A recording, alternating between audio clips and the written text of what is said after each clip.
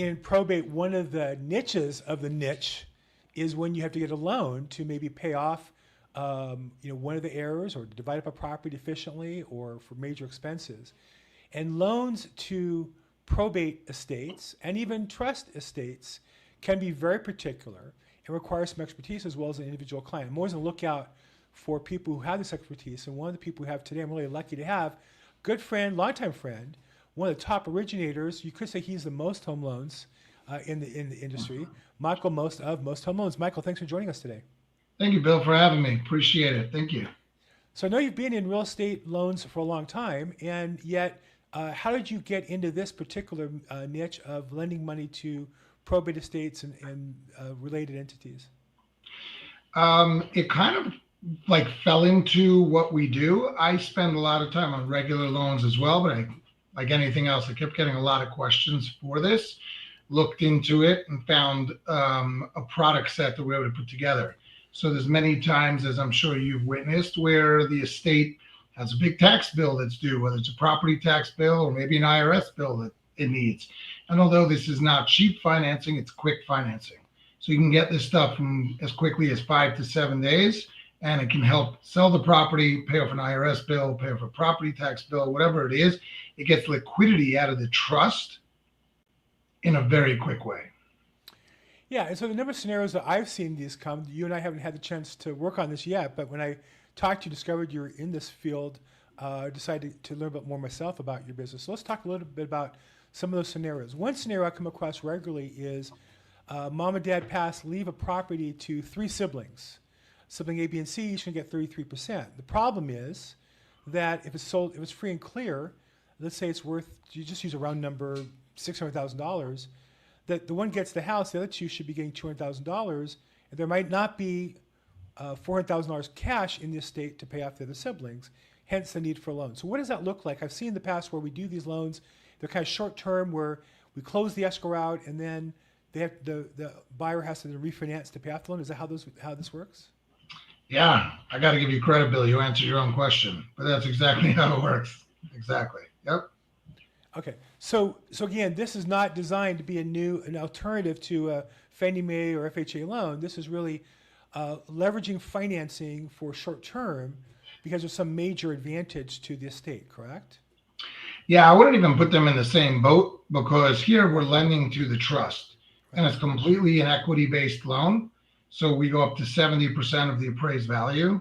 So there's no income, there's no credit, there's no, like, they're not doing a full-on loan like they would for a regular loan. This is a short-term loan to get their money quick, pay off the other 2 siblings, and then there has to be an exit strategy for them to get out of this loan.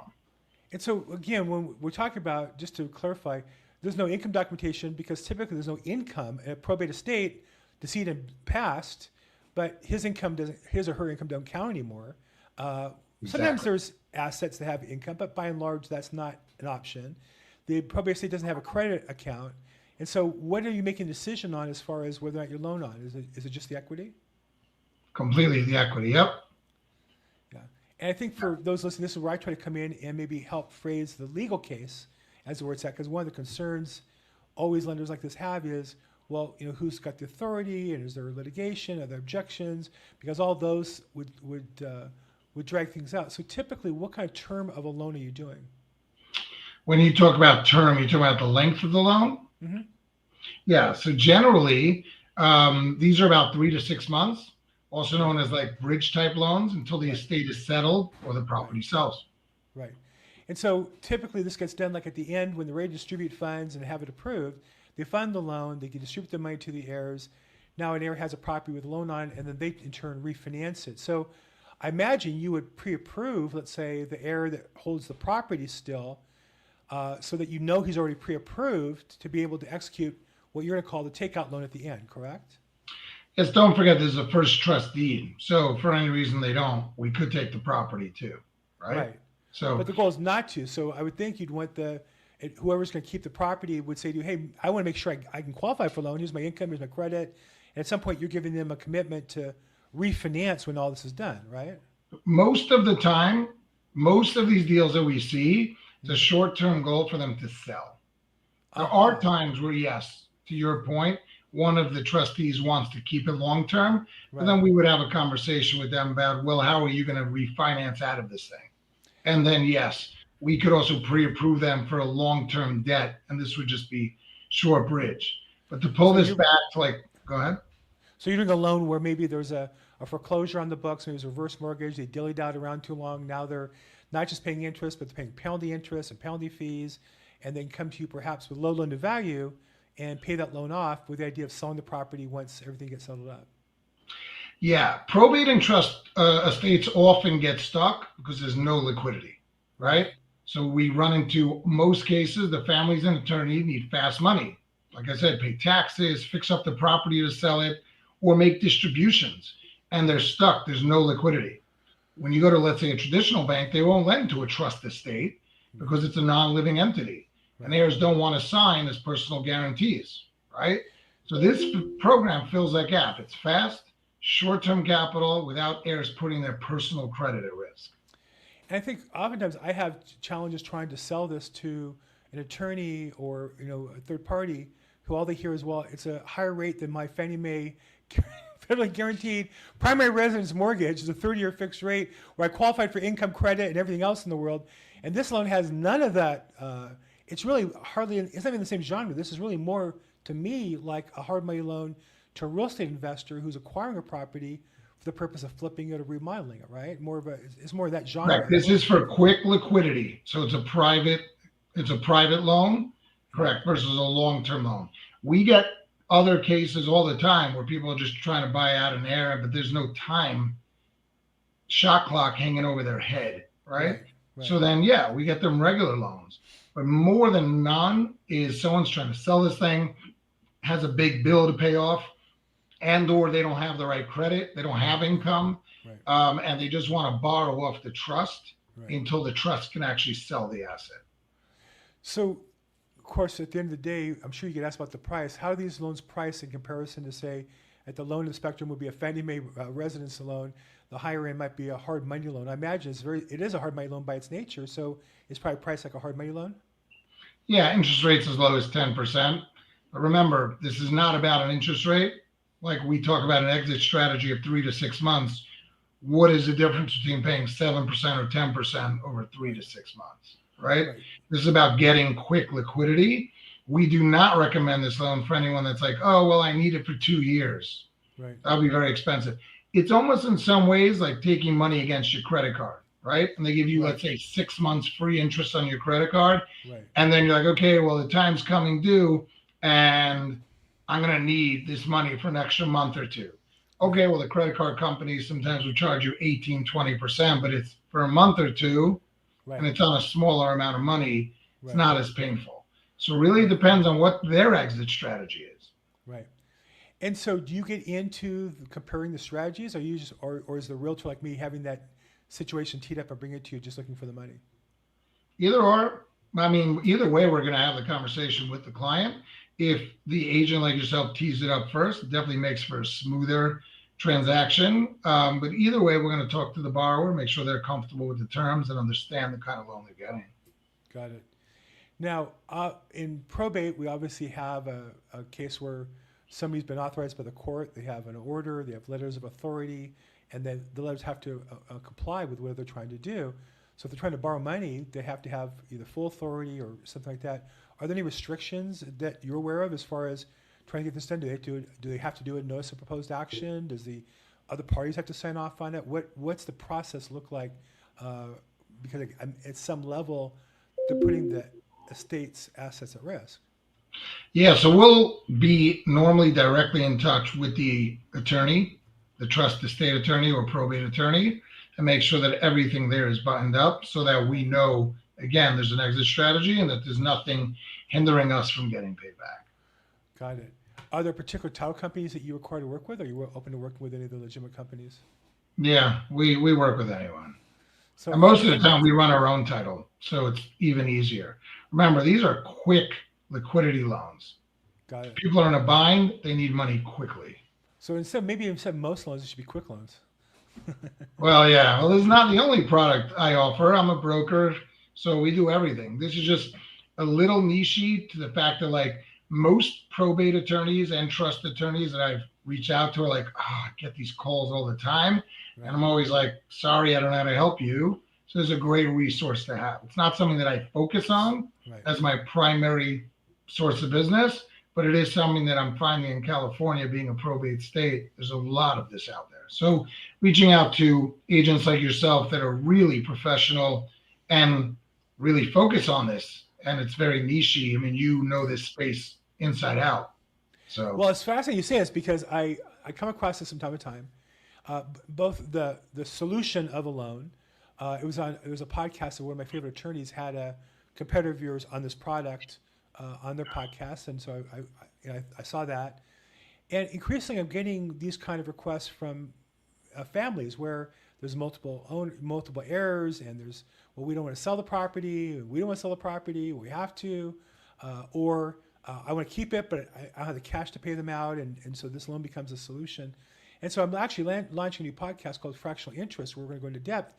And I started to research, well, how many lenders are there that do this? And I only came up, it's so funny because the day you called me or I called you about something else, I had like a list of 10, and I emailed out, like 4 of the emails bounced back.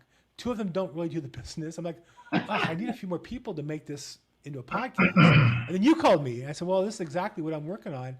And it's interesting. And I think the way I would phrase it is, I think our business increasingly has to be working at the outer edges. As much as we don't want to, the business is very competitive. The easy cases are increasingly competed for by online services and price cutting and such.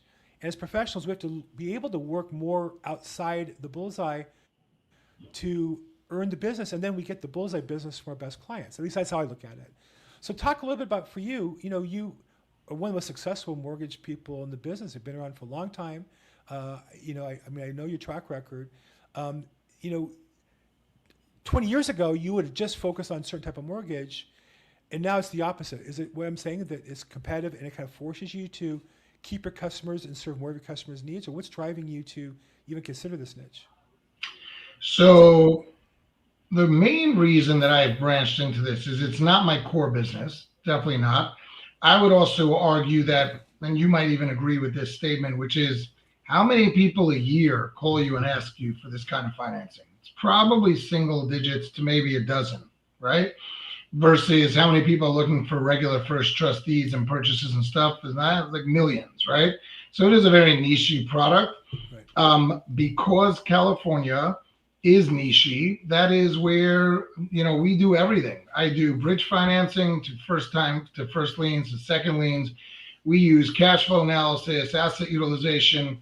As a broker here in Los Angeles, you have access to almost all different types. There's really nothing I can't finance. The question is, what kind of terms can I find someone? So although you focus on certain aspects more than anything, my core business is homeowners buying homes and we're trying to refinance. But we were getting a lot of questions about this. And I said, look, there's a need in the market for it. So when these opportunities come up, let's have a place where we can finance it, understand it, and execute really quickly for it. So let's talk about your core business a little bit. How would you describe the core or the bullseye part of your mortgage business today? The core of my business is self-employment. Non-QM, as people know, is a large number of origination today. Long gone is the borrower that just makes a W-2, has a lot of money in his bank account with a perfect credit score. We're seeing a lot of the market is more credit scores that have been beaten up, income, especially with new tax laws. People are able to write off a lot more of self-employment income, whether it's through S corps, Schedule E, Schedule Cs, whatever else it is. And those homeowners still deserve to get loans without having to pay a very expensive rate. So we're finding that the margin between the borrower that's like your regular tax return loan and someone that's self-employed with a lot of cash flow, the marginal difference has now become almost less than a half a point difference in rate, which is pretty phenomenal. I had a deal that we locked up earlier today at 6.25% interest rate on a rate and term refinance with interest only payments without using tax returns to qualify. Wow. Those days are back, right? Wow. Now that guy could have maybe gotten 6% without it, but for a quarter point, do you want to be busy going through a financial colonoscopy of tax returns? Right. when we all understand that tax returns are there to take expenses and losses. Right. So there has to be other options for borrowers that are self-employed and or writing off some of their income and cash flowing some of their personal expenses through their business. Is the predominance of maybe what might call irregular financial setups versus the W-2, the traditional of the 80s and 90s, is that a function of your geography being focused more in California, or is that the overall market has moved in that direction, do you think? It's predominant in California, no question about it. I think we're in close to 40 plus states now. So we are seeing it more and more in a lot of the other states as well. Mm-hmm. Sure. And here in California, are there any particular industries that you see, I don't want to get into any privacy issues, but are there any industries that you see doing well that are kind of jumping off your radar as, hey, well, there's a few people in that area, or just more a function of your referral sources? I would say the multifamily game here in West LA, where I cover most of the market, has really been the core of my business in the last 200 days, I would say. There's a ton of multifamily. As you could see, how many times, Bill, do you ride down the street and see a sign for someone building an ADU? ADUs have really taken over, especially in California. Yeah. So we have very niche products that allow for people that have a 2-unit plus ADUs or 4-unit plus 2 ADUs. You're now getting 6 units.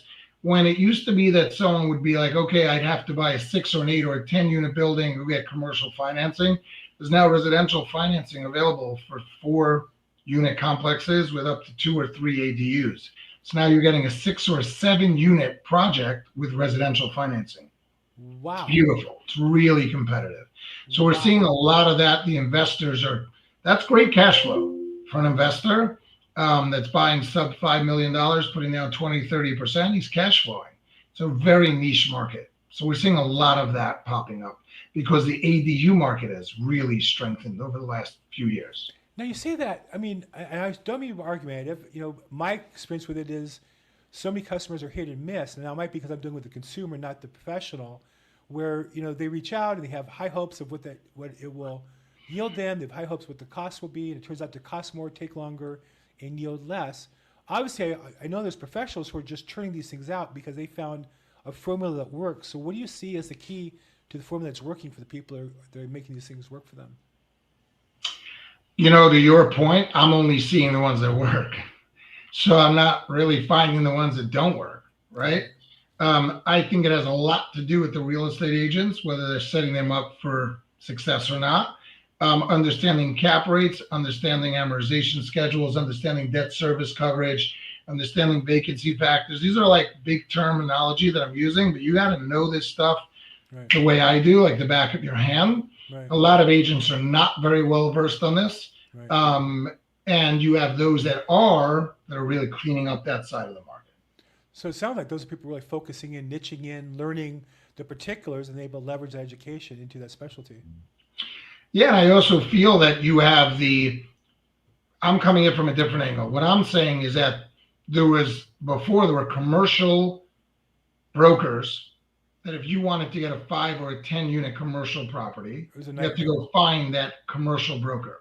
Right. And when you found that commercial broker, they tend to deal with 20 to 50 to 100-unit projects. They don't really want to play with a 5 to 10. Correct. Now that the door is opened up on the residential side, that you can have a 4 plus ADUs, you now have residential brokers selling those properties, and therefore more agents doing more business. Wow.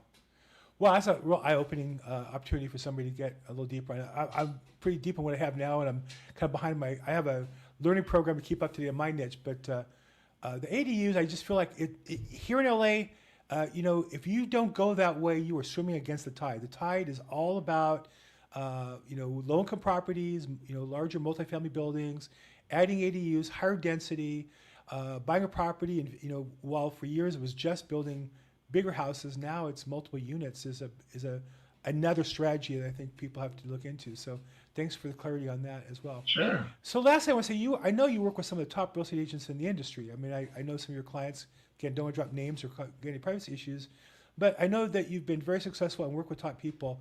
What are the consistent factors you see in those top people who are successful versus those that you see that struggle and aren't making it right now? That's a great question. I think it's relationships. So the agents that I'm working with that are doing really well are not just professional. I think most agents are professional, but they understand that having a team and support built around what they're doing is key. So when you have a real estate agent, and here's one of the greatest myths that's out there. There's a myth that real estate agents have to give out three names. Yeah. Well, I happen to be a licensed real estate agent. I've taken the classes and all the ethics. Yeah. There is no such rule. No, for the Completely record, I'm mythical. also a broker. I can say for the record, there's no such rule. There's no such rule. Yeah. What happens? A real estate agent starts to work at whatever company, because we don't want to badmouth anyone, walks in, and there's an office manager from 1985 that's still the office manager. And he or she, the office manager, doesn't want to have a problem. So they teach all the newbie agents, give out three names. Why? Because you're a newbie, you don't really know what you're doing. Right. And for the problem, you don't want someone coming back to you. Right. When they morph into like more established professional agents, they tend to, the referrals that I'm getting, and I could show you testimonials all day, all day long. The agents are like, here's my secret weapon. My secret weapon is Michael Most, my lender. I need you to talk to him right now, because once we have him locking you in that you're good to go, right, I, as an agent, can go negotiate on your behalf with the sellers and the listing agent to know that we are your buyers. Right. Now, if you approach a transaction that way, right, you're going to succeed 9 out of 10 times. 100%. The only thing that'll beat you is someone that's offering significantly more money on the property, and you weren't willing to pay that much. Why wouldn't you want the transaction to come down to whether or not I'm paying the fair market price I feel it's worth versus losing because I didn't have the right lender, because my agent wasn't able to fight for me, because I did not know what my insurance premium was going to be, especially with wildfires and stuff. The good agents and the ones that are really excelling in this market have strong relationships with a lender like myself, yes, a strong relationship with an insurance agent, right? Yes. Buttoning up all these things beforehand, because I think what's happened is the new real estate in California is multi-million-dollar homes. And it's weird to me that a real estate agent that's selling a multi-million-dollar home is not prepared with their only go-to lender, with their only go-to insurance person, with their only go-to inspectors. Be prepared. The buyers are looking to be led down the right path of a successful professional agent.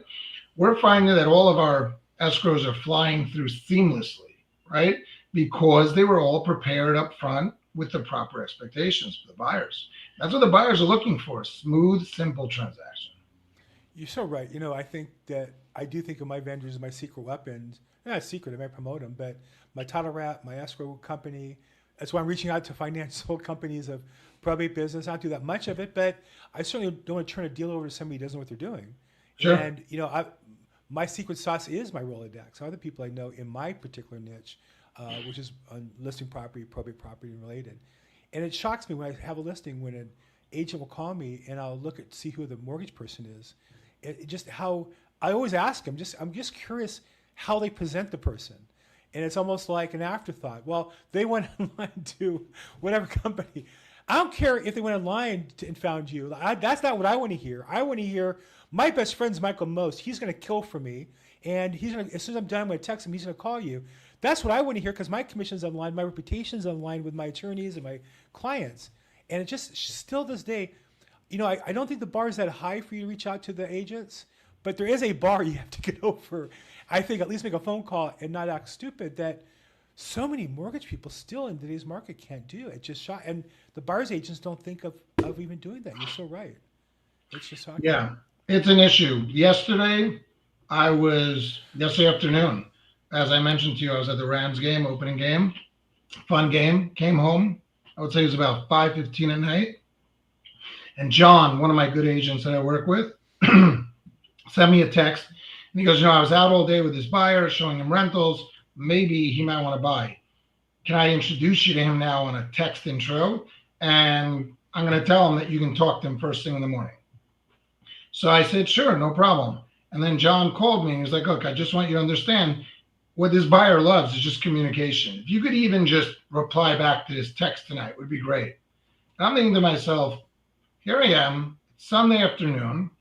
I have a real estate agent that just worked all day. Yeah. And he's like, hey, could you make sure the financing is okay? And he's asking me if I could reply to a text to just earn business. And the fact that he's even asking me this question, Bill, is what's so funny, right? Like, why, to your point, aren't people ready to go? And I want to be clear. There's a lot of professionals out there. They're on my team. I work with a lot of very good lenders, a lot of good people. Unfortunately, the reputations of the majority of them aren't, but those that are good, and many people find good ones, the good become great and everyone else just falls apart. We have to be able to offer a service and a relationship back to the agent. This guy just worked, John, an entire day. He's working so hard. He wants to sell a $2 to $3 million home. Yeah. I better be available, right? Like, how can I not be available? Yeah. If that makes sense. Yeah, I mean, I think, it doesn't mean you have to be available 24/7 every day of the year, but there's certain slots that if your clients are working, they need the support, either you or somebody on your team, or there has to be some method to take care of them and feel like they're being supported. And that's important in every part of the business. I say for me personally, I'm lucky. I designed my business in probate real estate where I'm pretty much dealing with attorneys. They don't really work on weekends. And I'll get buyer's agents call me in a panic, and I'll just text them like, hey, don't worry, I'm not going to do anything with the property until Monday. I promise you. Because we're not. I can't even talk to my client until Monday. So Sure. to your point, I do think that you want people who are hungry. I always feel like hungry dogs hunt best. And when you have somebody who's really pushing hard, you want to support them, not spend all day, in your case, not to miss the Ram game, God forbid. Not that you would give up the barbecue before the Ram game. We're not talking crazy here. We're just saying a text. Just give the guy a text and say, hey, I'll call you in the morning, and he's happy. Sure. Why not do that? Yeah, and those are little touches. Well, look, Michael, I got a little longer than I had signed you up for, so I appreciate your time today. Thank You and I you. could talk forever about the business. You have such great experience. I think the best way to reach you, I have your website up on screen here, as well as I have, oops, I lost my banners. I have all these fancy banners my team puts together. There you go. Your contact information, cell phone and office number off your website, and your email address as well. That's the best way to get a hold of you? It definitely is. And thank you, Bill, for making the time today, for doing this, for the introductions to your attorneys as well, because this is great for them to know. And I appreciate just the time today. And like you said, love chatting with you all the time. Always. We see, just for those who watch right to the end, Michael and I pass each other. I walk for exercise around noon, and he's going to a meeting around the same time, and so we pass about once every couple of weeks. One day I walked to a client's meeting. It was on Pickford, almost to Robertson. So I'm walking east, and you're walking north, and I met with you, and literally I was talking at this meeting with an attorney, a fiduciary, a couple other people, and whatever we talked about came up at that meeting. I'm like, yeah, I just bumped into him. Where'd you bump into him? You walked here. Well, it's funny you say that. We met in the middle. So Michael's a neighbor, a good friend, great member of the community. Thank you so much for your time today. I really appreciate it. Thank you, Bill. Talk to you soon. And for the rest of you, this is Probate Weekly. We get together every week with a new episode of Probate Weekly to most commonly with attorneys, but oftentimes with vendors to help us be more successful in our business. You can go online to our Facebook group, Probate Weekly, on Facebook. If you have questions, want to continue the conversation, you can reach out to me at Bill Gross Probate. If you want to be interviewed on here or know somebody you should be, put that in the comments as well. Reach out if I can help in any way. As always, make today your best day ever. Thanks so much.